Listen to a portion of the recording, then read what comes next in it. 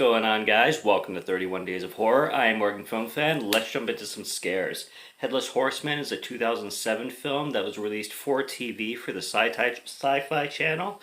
And this was directed by, I'm blanking on his name right now, but it's Anthony C. Ferrante or something like that. The director of Sharknado.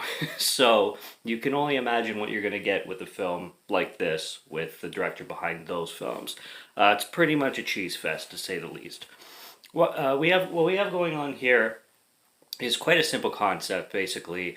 The film opens up with some history taking place in like 1892. It started to feel like a period piece, which I wasn't really feeling at the beginning.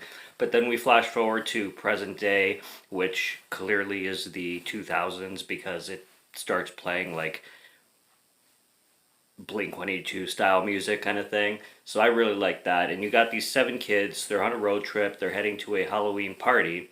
And of course, they stop at a gas station, they pick up a map and figure out a shortcut, but this shortcut leads them to danger.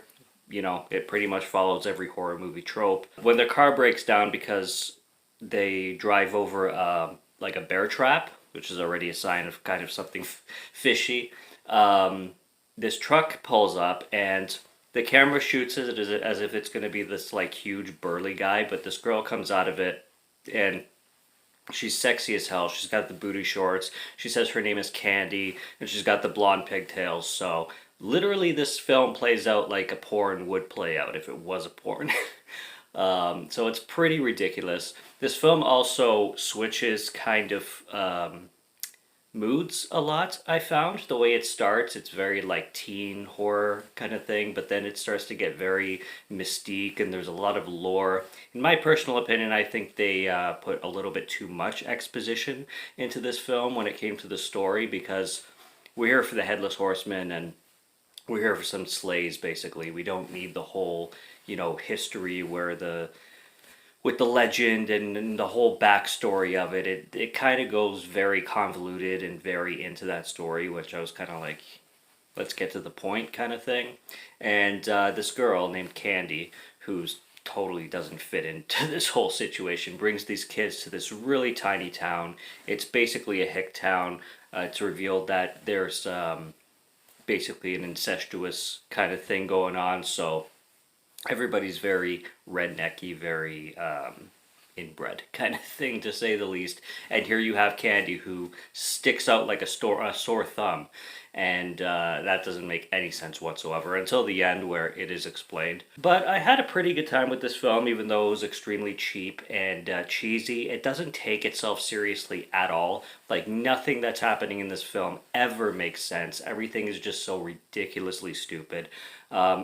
I think the acting is all over the top. There's one girl in particular from the Friends, and don't expect me to remember anybody's names in this film. But this one girl, they play her off as the really dumb blonde kind of thing, and she just hacks it to the max. I mean, there's some scenes that are laughable and some scenes that are actually really funny, but a lot of them too that you're just rolling your eyes at kind of thing. So the writing was just here and there. Sometimes it was enjoyable, and sometimes it got a chuckle, and other times it was just like, wasn't that good. But the best thing about this is the Headless Horseman. He looks great. They do use a lot of CGI with his head, obviously, but he has this thing where he needs to collect 7 heads, and this is another reveal in this small town. It's basically a ghost town, like literally a ghost town, where every 7 years the horseman has to collect 7 heads as a ritual kind of thing. So this is why they lure kids into this town. And like I said, the horseman, for the way they designed the horseman, and that's mainly what I loved about the trailer. I really liked that a lot. And this takes place on Halloween night, and this is one of those films that does give a Halloween atmosphere. There's a lot of like pumpkin situations going on. The Headless Horseman at one point puts on a pumpkin on his head, and then like grows one somehow on his hand, like some supernatural stuff, and then throws it like a bomb. That was pretty cool.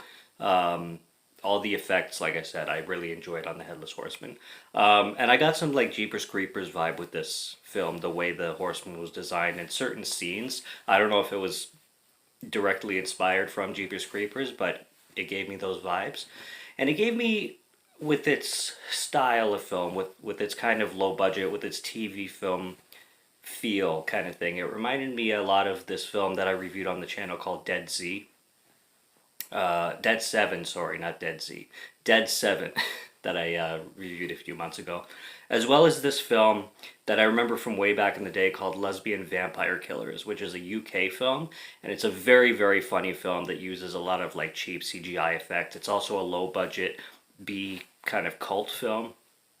And this film gave me vibes of both those films for anybody who knows them. So that's pretty much what this film is.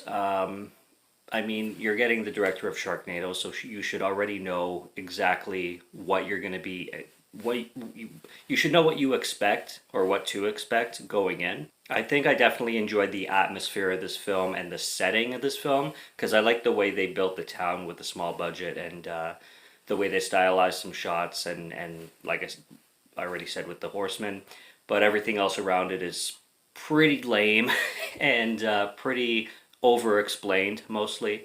But and like I said, you're just going through this film like nothing makes any sense whatsoever.